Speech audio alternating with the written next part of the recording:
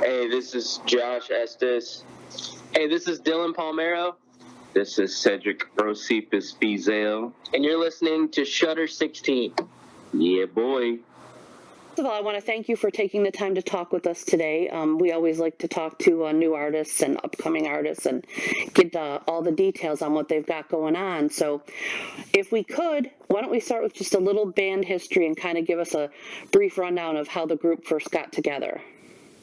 Okay. Well, 5 years ago, Josh and I were in jazz band together, and our drummer at the time, Wesley, we all went to Wesley's house after jazz band rehearsal, and we just kind of wanted to see how things went musically between the three of us. And we would jam a lot of blues covers, a lot of rock covers, some Gary Clark Jr., some Stevie Ray Vaughan, stuff like that. And after doing that for about a year, I was also talking with Drew, our singer, and we were going over guitar gear and stuff like that. And he was playing in another band at the time doing rhythm guitar and backing vocals. And my dad asked one day and said, "Hey, that boy's from the Delta. You should get him in your band."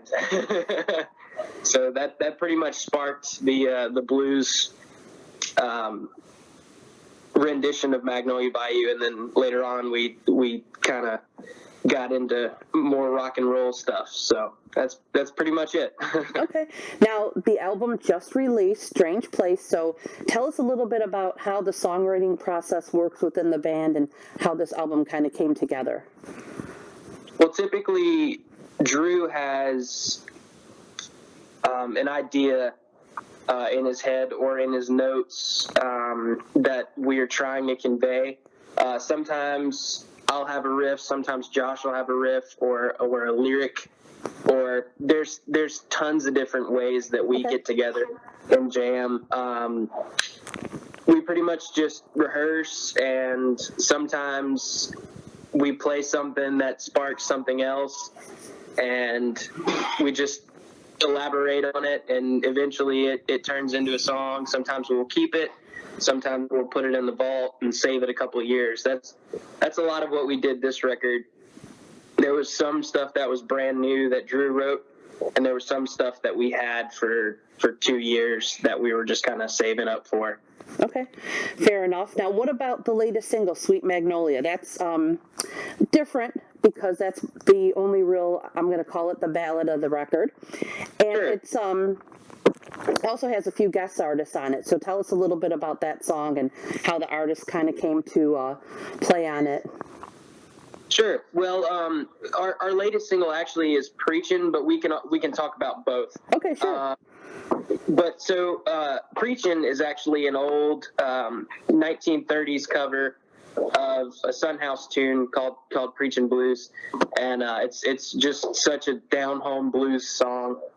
And but for Sweet Magnolia, we had a bunch of friends in the studio with us, and we were just really experimenting with different stuff, like the piano, like the harp. We just wanted to make it as choir driven as possible. You know, we wanted to make people shed a couple tears, so to speak. Sure, absolutely. And it happened. Now, where did you guys record this album, and kind of run us through a little bit of your experiences in the studio on this record? Okay, I did want to let you know, too, our drummer, Cedric, is here now, so Okay. you have to... Hello. How's it going? Good, how are you? A little early morning for me. Well, to answer your question, where we record the album, we decided to do it in Natchez, Mississippi this time around. We recorded at Sharp Sound Studios and had our good friend Burn Sharp from Bishop Gunn helped us produce the record, and our friend Billy engineered, and it's Yes, sir. I can't remember all the names of the guys who were involved, but there were so many people there locally that we're friends and pretty much family with, and that helped us in every aspect and every way of that album, and turned out the way it did, and we're proud of it. It was cool. It was definitely work. For 2 weeks, we actually camped out at the studio and crashed there. So around midnight, if we had an idea that we could capitalize on, we could actually go in and press record. And we had the luxury of, as soon as we were thinking about something, we could go ahead and go in. As opposed to the last record, we went back and forth from New Orleans for a year in between touring. So this go around, we laid the foundation and then did overdubs later on. But definitely a different process this go around, and I think the end result shows. Awesome. Now, who would you say are some of the band's biggest influences? I would say Alice in Chains, Soundgarden. I don't know. We really have a lot, like, kind of bleed over into. Between the four of us, there's so many diverse, Marcus King, Allman Brothers, my personal favorite. I like a lot of the hard acts, like Korn and Okay. and prog rock bands like Dream Theater and Fate's Warning and things like that. And there's just so many different types that, we try to, like you said, blend in, make it work, and just come up with our own unique brand of our own rock and roll, Absolutely. So tell us a little bit about what the music scene is like in southern Mississippi. Well, what's cool about Mississippi is we have Gulfport, Biloxi, Pascagoula.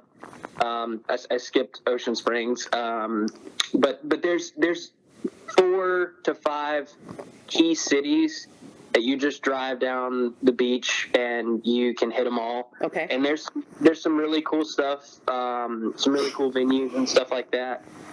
We've got a couple really, really good friends down here. Hattiesburg's got a great music scene. I think all of Mississippi has its key points in the state. There's great stuff in Clarksdale with the blues circuit. There's a really cool indie scene in Hattiesburg. We've got really good friends, Royal Horses, that live in Hattiesburg. But we have a group of cats that we like to hang out with and like to jam out with and stuff like that. And really, our buddies in Royal Horses are our favorites in Mississippi right now. So. And Chad Wesley as well. Okay. Now, I know, like, with the pandemic, most touring has stopped. Or is any live music happening where you're at right now, or is everything still shut down there? It's kind of sparse. I mean, like some of our buddies down here that do the casino circuits and stuff, they're playing here and there. A couple bars and stuff are doing shows here and there on the weekend, but it's not all the time things. Just they just sprinkle it in here and there and trying to follow the guidelines, just depending on each city and how they want to run things. But there's still a little bit here and there, pretty much. Okay. Now, I know a lot of artists have turned to doing things online and live streaming shows and things like that. Is that anything that you guys would do or are thinking about doing? Yeah, we actually do have a live stream on October 1st. Okay, perfect. Our virtual album release party, so to speak. If you head over to Eventbrite and type in Magnolia Bayou, Tree of Forgiveness Productions, or TOF Productions, you'll be able to see that ticket link. And it is a $10 ticket for general admission. It is a $20 ticket for VIP. But we will be doing the entire album, Strange Place, and we will also be doing a second set full of our favorites from the first record and some covers that people dig that we do really well. Awesome. Okay, so they'll get a chance to see you guys live, even if it's not live in person. Yeah, and we also have it'll be really cool and interactive. You'll be able to see us, and we can see you through the webcam.